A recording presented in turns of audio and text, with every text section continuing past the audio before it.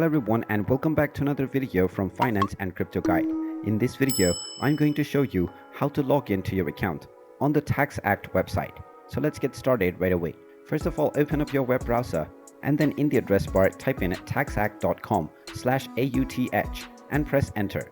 You will now directly be taken into the login page for the Tax Act website. Now within the username box, type in the username that you have set while creating your account in the first place and then enter your account password within the password box. Now if you're logging in with a private device, you can check the remember this device box. Otherwise, make sure to uncheck this device in order to avoid security issues. Now click on the agree and sign in button and you will be logged into your Tax Act account right away.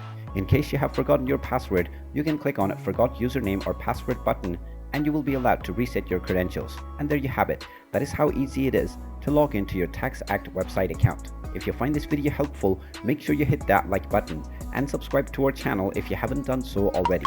Also ring that notification bell to never miss another update from us. Thank you for watching and I will see you again in the next video.